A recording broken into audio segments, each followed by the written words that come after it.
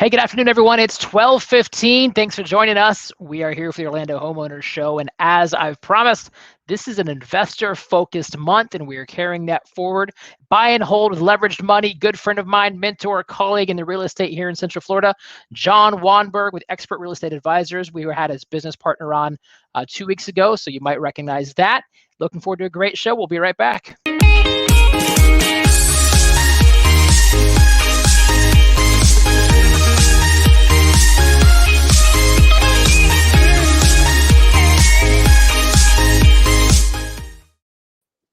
What is up, John? How are you, sir? I'm good, man. How are you, Rick? I'm really good. Thanks for jumping on here. We had the chance to catch up, and I apologize it's been too long because you and I were pretty close, I'd say 3 or 4 years ago, and chatting and masterminding, and then we were just talking about each of us have 3 kids. So sometimes life gets in the way. Yeah, it does. But that hasn't stopped you because you and Eddie have been growing massively. Just a real quick cliff note, chatting with Eddie last week. You guys are business partners, the Expert Real Estate Advisors out there in Lake County. So give or take about 300 homes a year. And I want to talk to you today about your investment business because for the last several years, that's been your baby, right? You've let Eddie take the sales, and you've gone out and built your buy and hold and your wealth building portfolio.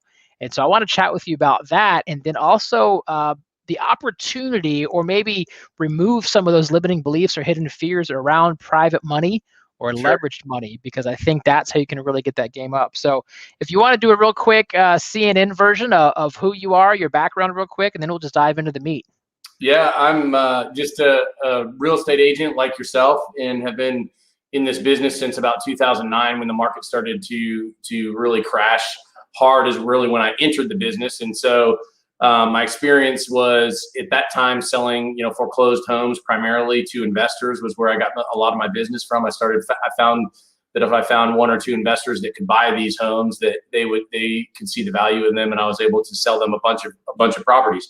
So we started there, and then eventually some of those investors started kind of leaning on us to get the properties prepared and ready for their tenants. And they were primarily buy and hold investors at the time. So they would, get this house that was tore up, and we would get it, painted and new carpet or flooring or whatever, and then help them get it rented out. And they would kind of take it over from there. But eventually those renovations got heavier and heavier and heavier. And so pretty soon we had another meeting with them and just said, hey, look, we're willing to continue this deal, but it's got to be a little bit better deal for us because we're spending a whole lot of time on these properties, a lot more than just, signing a purchase agreement. So, hey, John, can I push pause real quick? And I want to apologize for it. No, go ahead.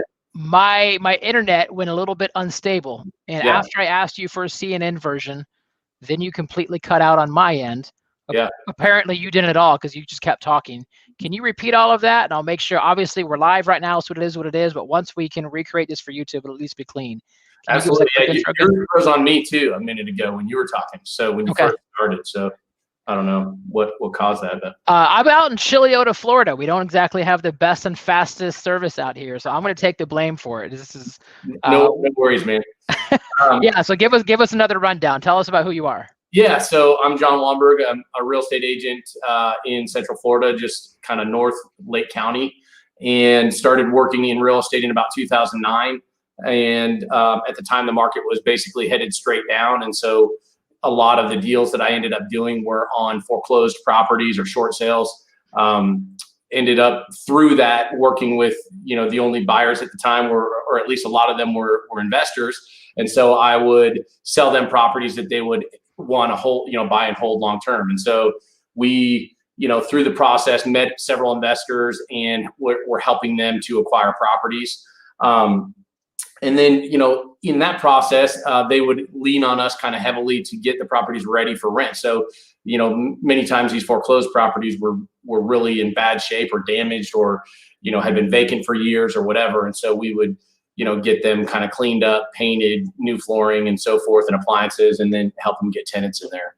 And then, doing that for a while, eventually these renovations would get heavier and heavier and heavier. And pretty soon I'm spending, 3 months with contractors getting these properties renovated.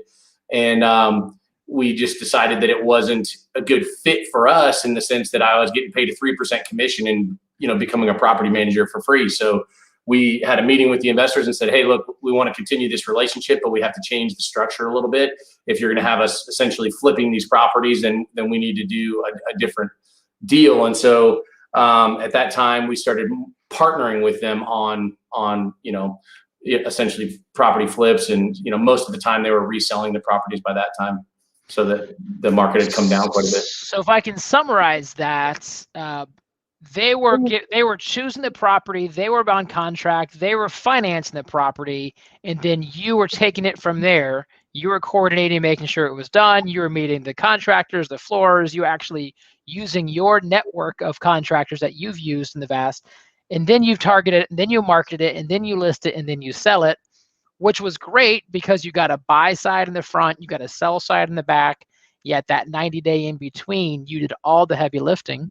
Yeah. That you were their passive income. So you change that structure that says, let's keep doing the same thing, except let's share some profits, some percentage, and become partners, as opposed to you being just another extension of an expense for them. Did I get that right? Yep, that's right. So at the beginning, they were buying and holding. And then as the market went down and started to come back up, they saw there was an opportunity to resell these properties after we got them fixed. And so they started moving towards that quicker money.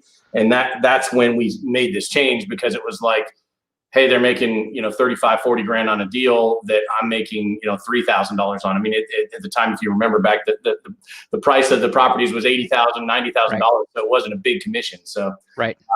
And so we ended up, and the one thing that you said that wasn't right was, you said that they found the property and whatever, but I would find the deal for them, put them under contract on it, build the renovation budget, manage the contractors, like the whole thing. They were not, most of them were not local people that were doing flips that knew the market and had done flipping before. It was like, I was just like, here's an opportunity. They would send me the money, then send the money when we needed it for repairs. But it was, a deal that we found. We did everything. Got it. So even more so. So they wrote the check, they signed the contract. You did everything. Yeah, it was totally passive for them, is what I was getting at. So they're going, hey, it's a gravy train. I was waiting for this call, John. It's about time you wised up. Right. So what did that partnership look like moving forward? So at that time, we ended up splitting the deals with them. So we would do, they would bring the money for the purchase and the renovation.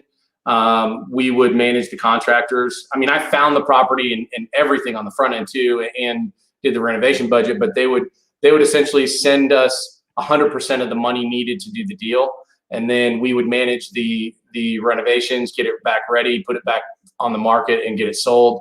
And then whatever the profit was, we would split the profit. Curious, did you still get paid as a realtor? Did you still get your 3% and then split the profit, or did you just roll those fees into the profit? So at the beginning, we rolled the fees into the profit. At the end, we started saying, first of all, the real estate commission on the front end wasn't even coming from them; it was coming from the seller.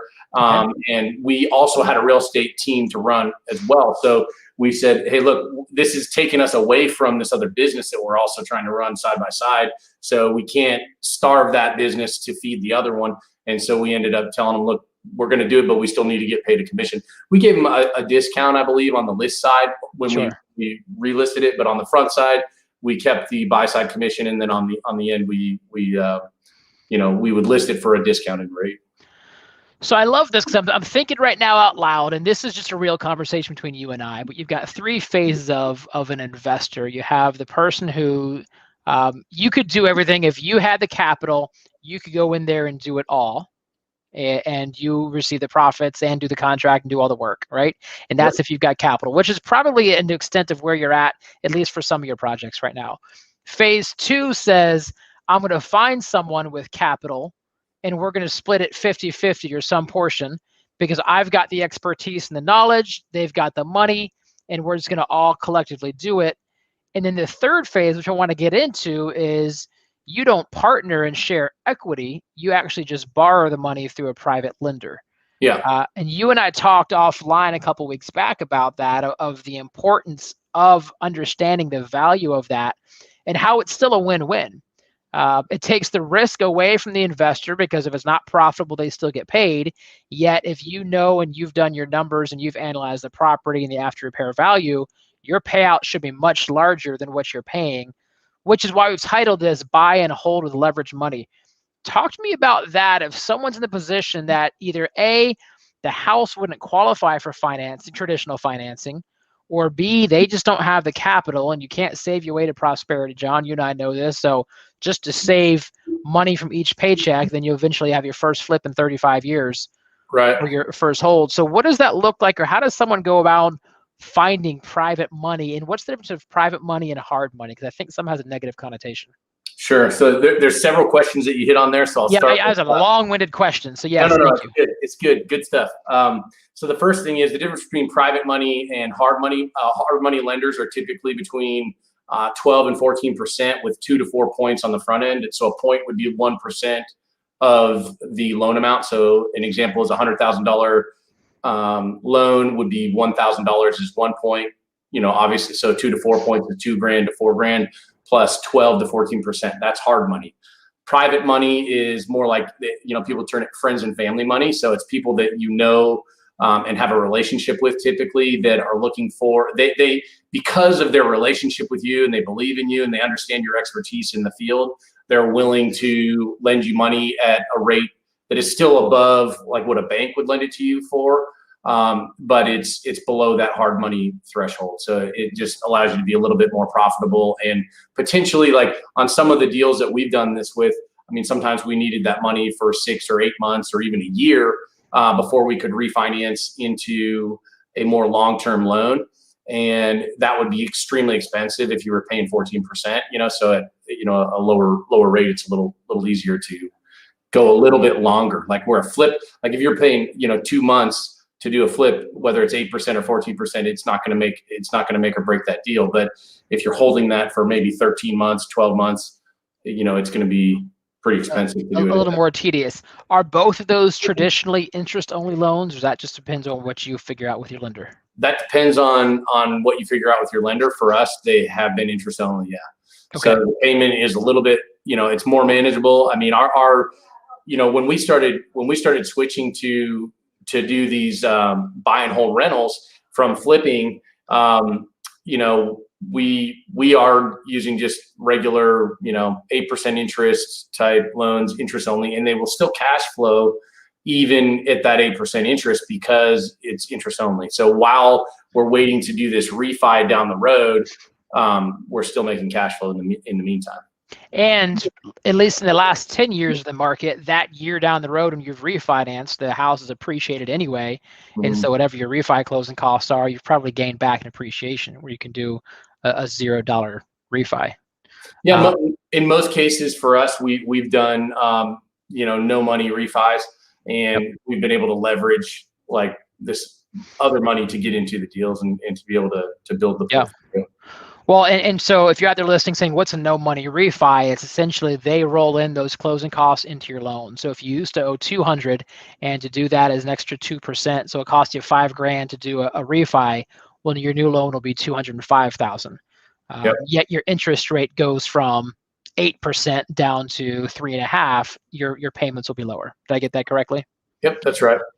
If I'm someone with money right now and I'm going, I don't want to do real estate. I've got my full-time job. I'm a doctor or I'm an investor. I'm over here, but I would be interested in being somebody else's private money lender to a friend and family whom I trust. What's the going rate that you would say, this is too low, this is too high, this is your sweet spot? If someone's out there looking for it, what should they be looking for? Yeah, that totally depends. It's one of those questions that has that same answer. It depends. Yep. And for us, what we've paid is anywhere between 7 and 8.5%, with 1 to 1.5 points up front. So right now we're paying 1 point and 8% on most of our deals. Some of them are 7.5. Yep.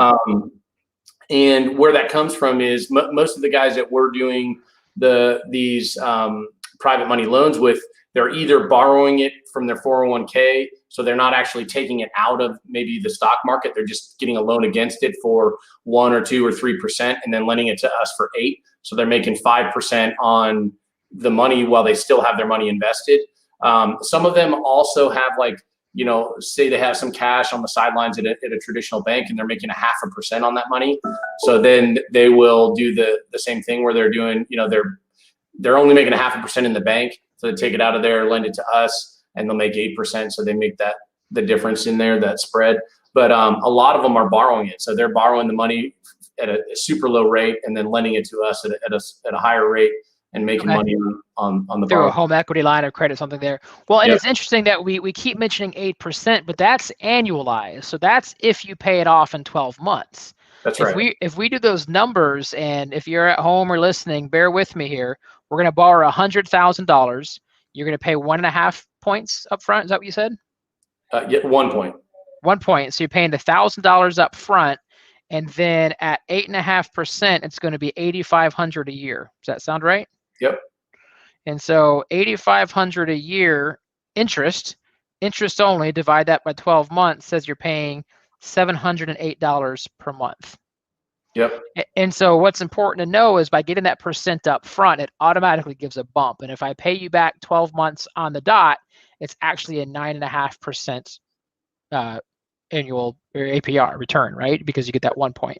That's right. And it's better than that if it's in 3 months or 2 months. Well, I was going to say, because you mentioned your average flip. Now, this is for a flip, or we could even say a rehab until you refinance it, is 120 days. Yep. So let's say it's in 4 months. Well, I've paid you $1,000 up front. I've paid you 708 times 4 months is 2832. So a total of 3.8. Now, if I take that, and so how do I create this now annualized? You divide that number by 4 and then multiply it by 12. And then there you go. Thank you. And now we're at 11.5%. Yeah. Right. Yep. So now someone's looking going, I don't want to do 8%. It's only 8% if it carries out. Traditionally, your people who are I'm talking to you like you're a third party. We're borrowing money. We don't want to keep paying you 8%. As soon as we can, we want to leverage it off, go to a bank and go get 3.5% on an investor loan. Would you agree with that? Right.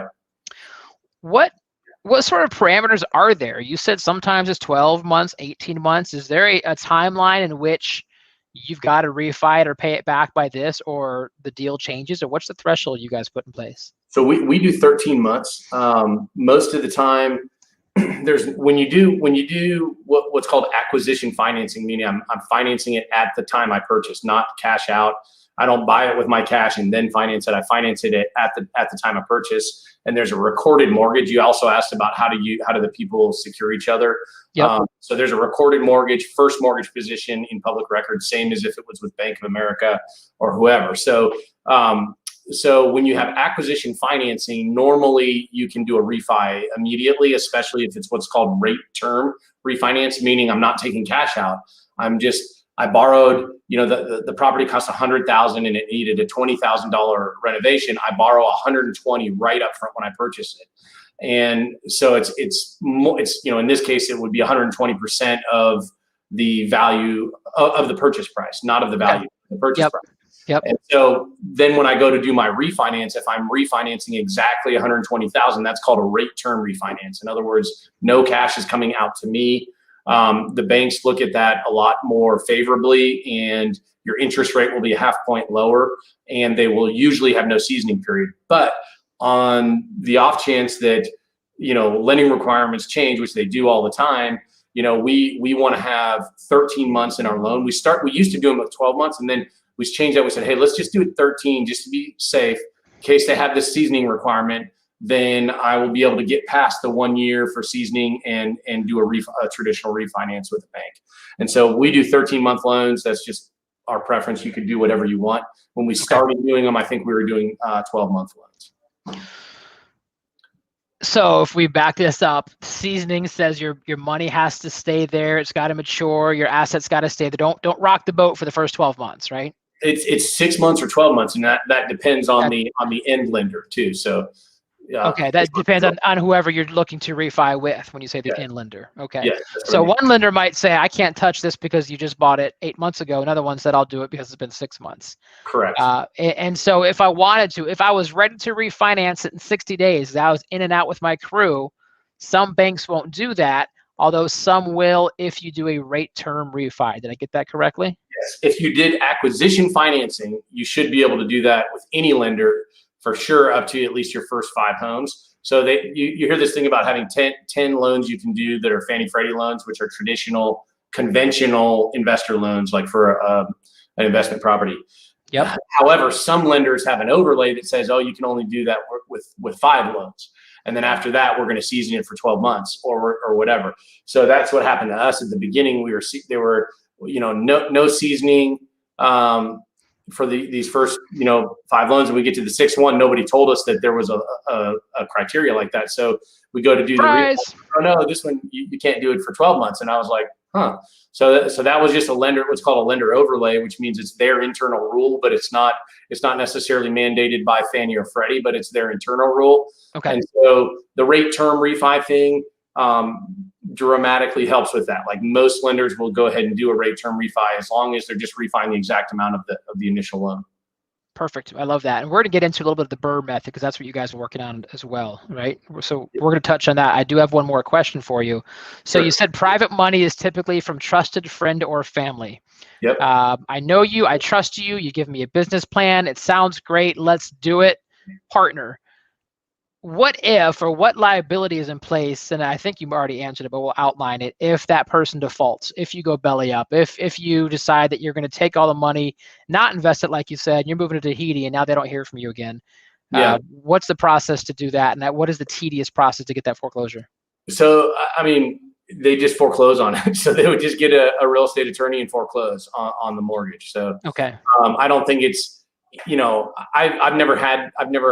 we've never defaulted on one. And so I haven't had that done to me, and I don't know the whole process, but I have, I think you just get a real estate attorney and foreclose. And I think it can be done fairly quickly when it's a private loan like that. It's different than, there's not any like protections that there is in government loans. So government loans a lot of times heavily protect the borrower, where at a private loan, I mean, you'd be, at the mercy of the court. So they could probably do it as quick as HOAs. We've always known that HOAs will foreclose on you before banks will, because it's more of a private institute there. Yep, exactly. And then in terms of the equity, right? I'm just imagining if I'm loaning you money, I'm going to make you put what, 10% down, 20% down? What are you finding is common that if you want to go buy $100,000 house, I'll give you 90, you better put in 10. So you've got a little bit of equity in the game should you foreclose. What are you thinking there? So that depends on the lender. For the guys that I'm working with, we've made them tons of money by, selling them houses or flipping houses for them. Yep. And they finance us at 100% plus 100% of the renovation. So I'm not putting any cash into the deal, but it's because I've got a long history of working with them and have proved myself to them in multiple different times. And they've made a lot of money off of these deals. So not only these current BRRRR deals, but the flips and everything in the past.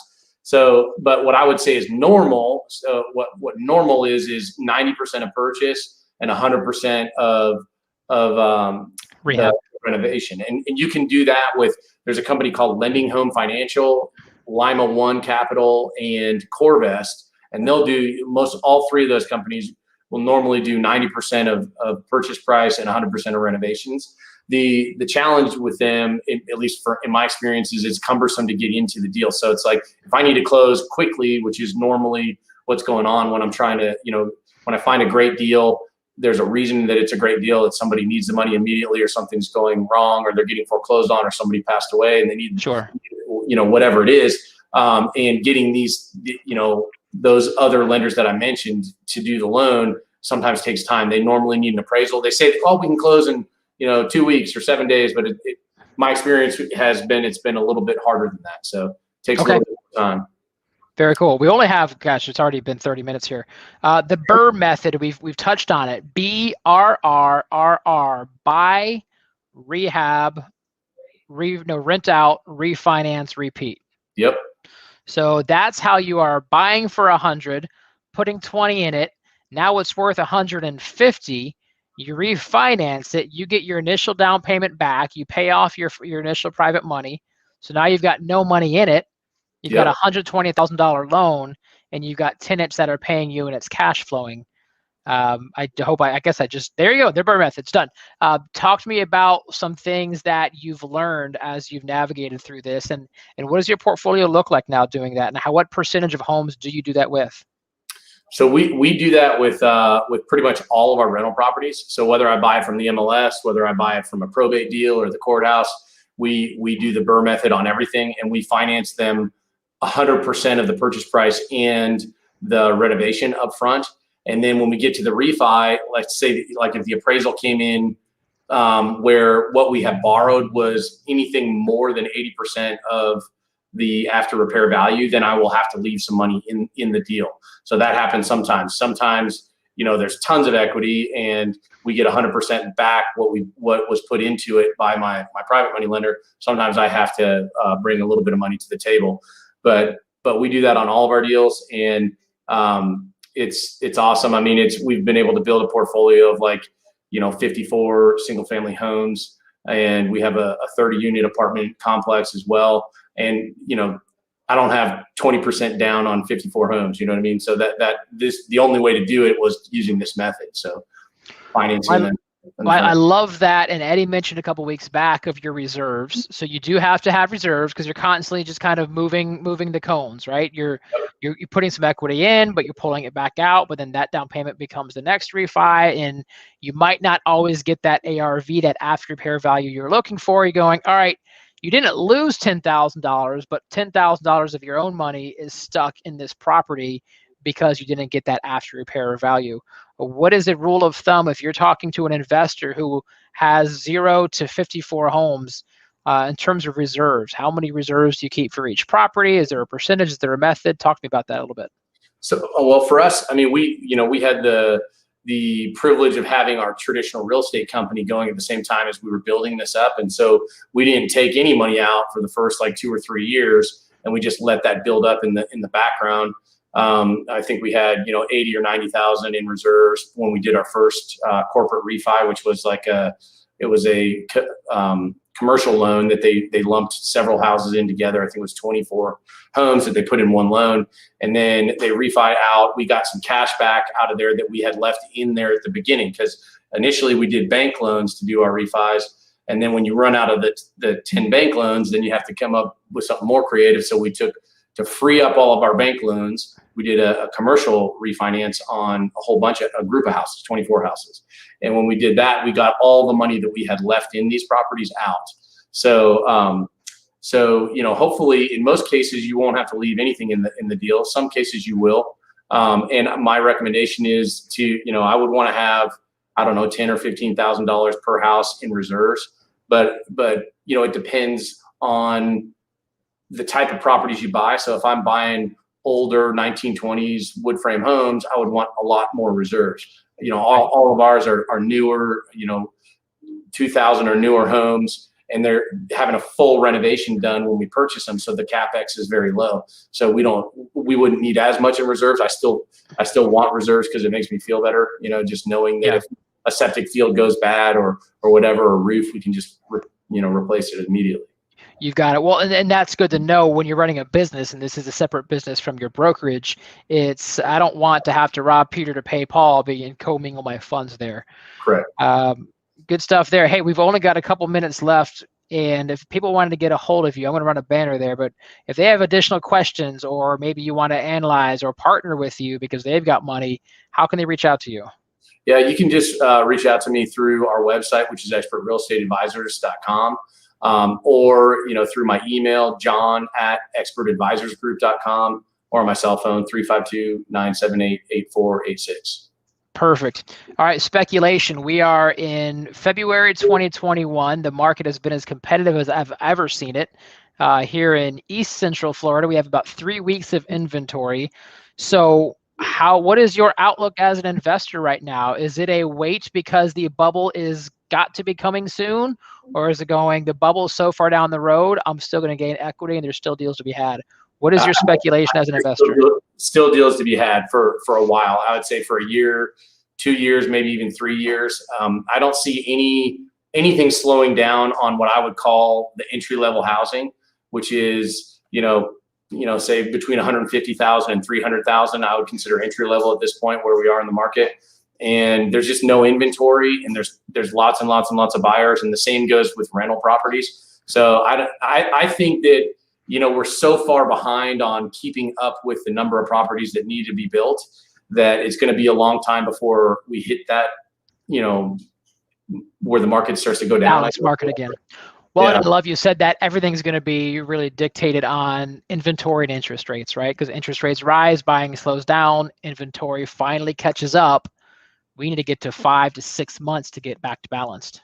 Yeah, and the other thing is, I mean, with the federal government printing so much money, I mean, I heard the statistic, they printed 37% of the dollar bills that have ever been printed in all of history. They were printed last year. So when you think about that, 250 years we've been a country, and 37% of the dollars were created last year, that to me means that housing prices are going to go even higher, because housing as an asset is a hedge against inflation. You know, people's salaries are going to go up. You know, we know that $15 an hour minimum wage in Florida. So all of that stuff is going to, you know, increase the amount of money that people have available. And that's going to end up, you know, in a lot of cases going into the pricing, like housing prices and so forth. So I think that there's a lot of upside left based upon, upside based upon inflation. It's not necessarily upside when you look at it as, you know, relative to everything else in our lives, but our lives aren't going to change that much.